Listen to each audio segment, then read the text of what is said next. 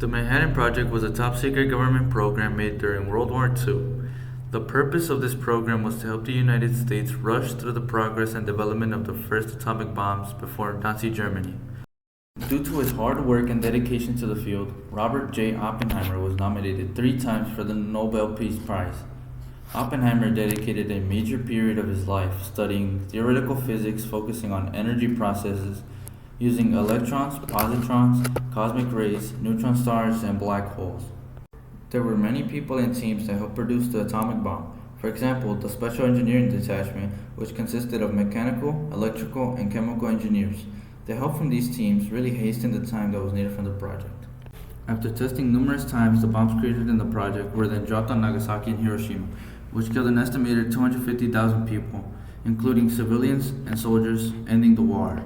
The end of the war brought more problems such as a Cold War with another world power, causing widespread fear among the people.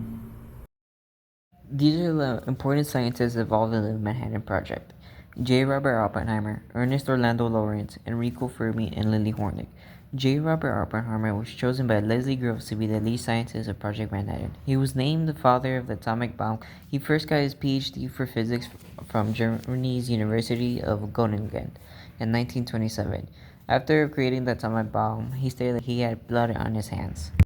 Ernest Orlando Lawrence was the inventor of the cyclotron, which was really important for the Manhattan Project and the nuclear bomb.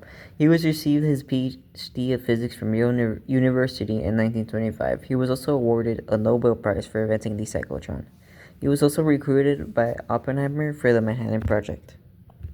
Enrico Fermi first received his PhD in physics from University of Pisa in 1922. He escaped fascist Italy for the U.S. with his family in 1938, and that same year, he won a Nobel Prize in Physics. He was also the creator of the first nuclear reactor, the CP-1. Lily Hornick fled from Czechia to avoid persecution at age 12. She was also one of the few women to help work at the Manhattan Project. She earned her bachelor's degree in chemistry at Bryn Mawr. After the war, she got her PhD from Harvard. These 4 scientists' contributions were a great help to the Manhattan Project and the creation of the atomic bomb. The Manhattan Project was largely theoretical. It was based on fundamental experiments at many different locations. This project was a long shot, to say the least. Scientists were working from practically non-existent data, creating what is essentially an entire new industry from scratch. Not to mention, the hazards that come with this work provided a constant and costly challenge to maintain worker liability to a minimum.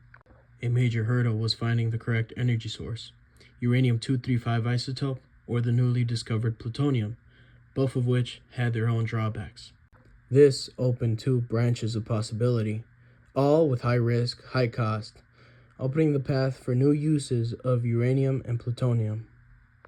Additionally, a vessel for the catalyst had to be found, one capable of exploding at the required height above ground, thus leading to the birth of the gadget. The gadget was a sphere surrounded by 32 explosive lenses made of 2 different types of high explosives. Surrounded by a plutonium sphere at the center, detonators were designed to set off the explosive lens with simultaneous precision to squeeze the plutonium and incite an atomic explosion. This new creation was capable of vaporizing the 100-foot steel tower, creating a 5-foot deep crater, melting sand into radioactive glass, producing a mushroom cloud of 50,000 to 70,000 feet, while being visible from up to 250 miles away from the catalyst site. U.S. diplomatic relations. The U.S., with the atomic bomb and its nuclear technology, was able to develop a sort of nuclear umbrella. This umbrella was like a protection for the U.S. in things like trade and protection of its allies like NATO. Legal hurdles. The Manhattan Project sparked Truman to eventually sign the Atomic Energy Act of 1946. This act made it so nuclear-related things would be established to be handled under civilian control. This was called the Atomic Energy Commission, or the AEC. Final verdicts. The goal after the Manhattan Project was to allocate resources to things more suitable for use.